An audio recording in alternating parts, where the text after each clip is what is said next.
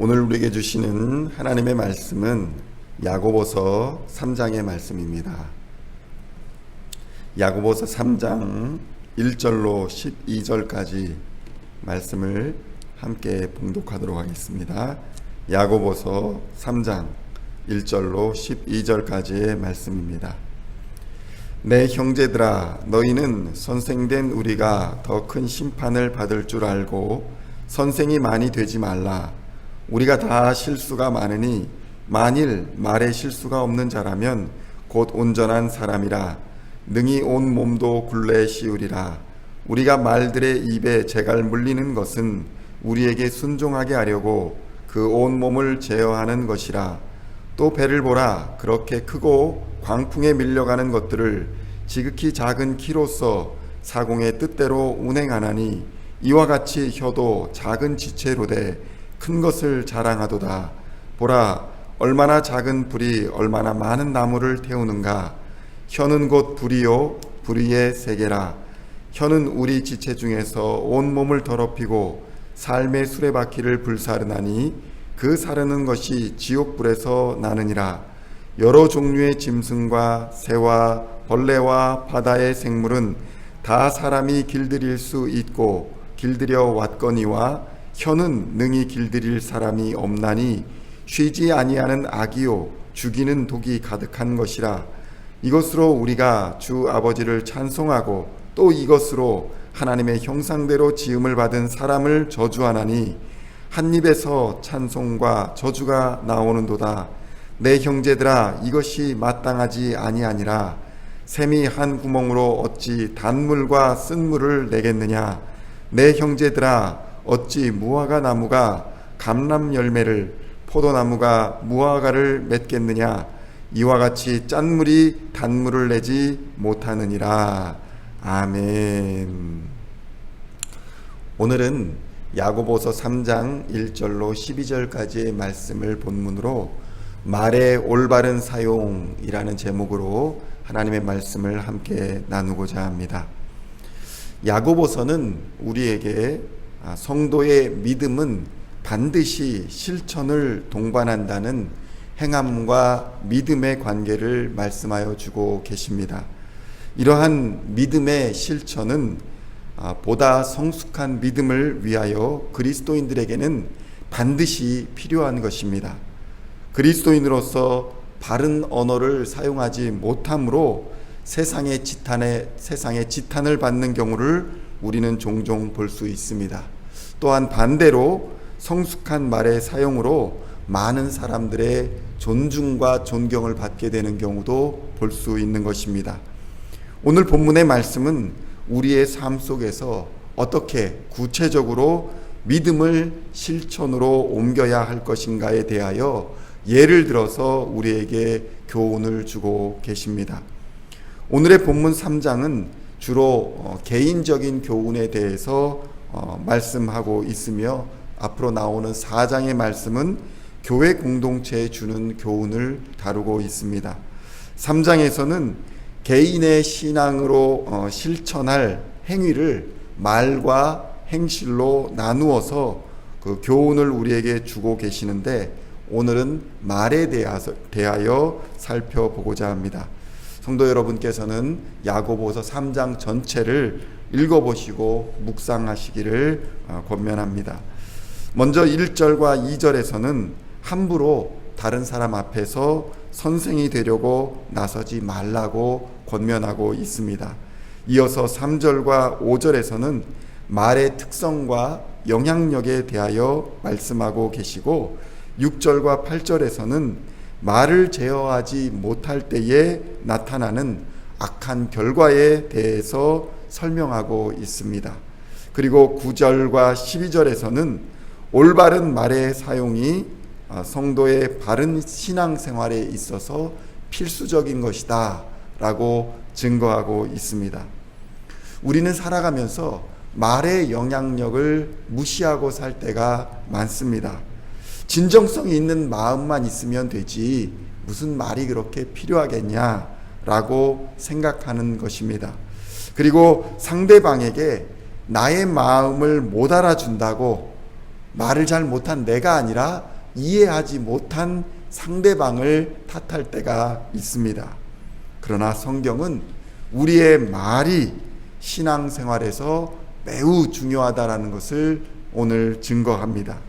성경은 초대교회 안에서 발생하였던 성도들 간의 분쟁이나 다툼의 발단이 신앙의 미성숙뿐만 아니라 그것을 초래하는 무분별하고 미성숙한 언어의 사용에 있었다라는 것을 말씀하고 있는 것입니다. 초대교회뿐만 아니라 현대교회에서도 말로 인해서 여러 가지 분쟁들이 발생하는 것입니다. 또 교회뿐만 아니라 가정과 직장 그리고 사회에서도 때와 장소에 따라서 가려해야 될 말이 있는데 이것을 신앙이나 믿음으로 포장하여서 무례하게 말할 경우에 상대에게 상처를 주고 관계가 깨어지는 경우를 우리는 많이 볼 수 있습니다. 말의 절제와 경우에 맞는 말의 사용은 결국 그 사람의 믿음의 성숙을 드러내는 것입니다. 오늘 우리는 본문을 통하여 이것에 대한 세 가지 교훈을 발견하게 됩니다. 첫 번째로 말은 그 사람의 인격을 반영한다는 것입니다. 잠언 17장 27절에서는 말씀하시기를 아는 것이 많은 사람들은 말을 삼간다 라고 표현하고 있습니다. 또한 골로새서 4장 6절에서는 성도들은 말을 할 때에 소금으로 맛을 내는 것 같이 은혜롭게 말을 하여야 한다 라고 권면하는 것입니다. 우리는 말씀을 배우고 익히는 것과 더불어서 절제되고 은혜로운 말을 사용할 수 있도록 자신을 닦고 수양하는 데에 힘써야 할 것입니다. 말로써 하나님의 사랑과 은혜를 드러낼 수 있어야 한다는 것입니다. 둘째로 말의 잘못된 사용은 자신의 미성숙함을 드러내는 데서 끝나는 것이 아니라 그 말이 올무가 되어서 자신을 죄에 매이게 하고 또 다른 사람에게도 심각한 악영향을 미치게 된다는 것입니다.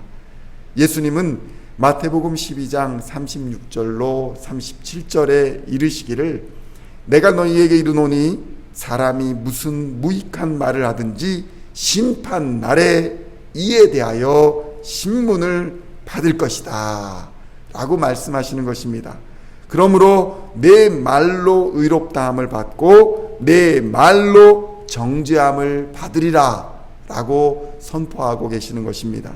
따라서 우리는 항상 내 입술의 문을 지키소서라고 기도했던 시편 141편의 말씀과 같이 기도와 말씀 가운데에 항상 말의 잘못된 사용을 막기 위해서 힘써야 할 것입니다.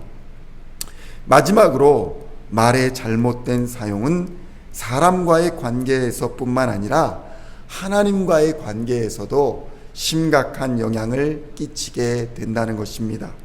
우리는 흔히 말을 험하게 하거나 말을 함부로 하는 경우에 그것을 문화나 환경 아니면 자신이 살아온 지역적인 배경에 의해서 그런 것이다 라고 핑계를 대며 아무렇지도 않은 듯 행동하는 사람들을 종종 보게 됩니다. 그러나 우리는 하나님께 찬송의 영광스러운 말을 해야 할 성도로서의 직분이 있다는 것을 기억해야 할 것입니다. 또한 사람들과 합력하여 선을 이루어야 할 성도로서의 의무도 가지고 있다는 것을 우리는 기억해야 합니다. 다시 말씀드리면 말이라는 것은 성도의 직분과 의무에 매우 밀접한 연관성을 가지고 있다는 것입니다. 하나님이 이사야 43장 21절에서 이르시기를 이 백성은 내가 나를 위하여 지었나니 나를 찬송하게 하려 함이라 라고 말씀하셨던 것입니다. 이것은 결코 우연이나 다른 어떤 말이 아닌 것입니다. 이 말씀은 우리가 하나님을 찬송해야 될 직분과 또한 성도들과 함께 협력하여 선을 이루어야 할 의무를 가지고 있다는 그런 의미인 것입니다.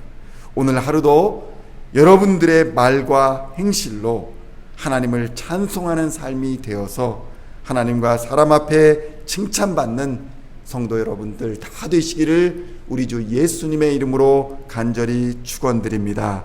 기도하겠습니다.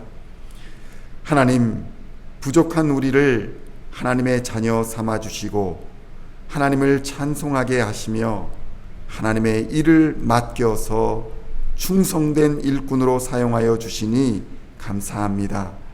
오늘 하루도 하나님과 사람 앞에서 부끄럽지 않은 삶을 살아가게 하시고 특별히 성숙한 말의 은사를 허락하여 주셔서 우리에게 주신 복음 전파의 사명을 잘 감당하는 성도들이 되게 하여 주시옵소서. 예수님의 이름으로 기도하옵나이다. 아멘.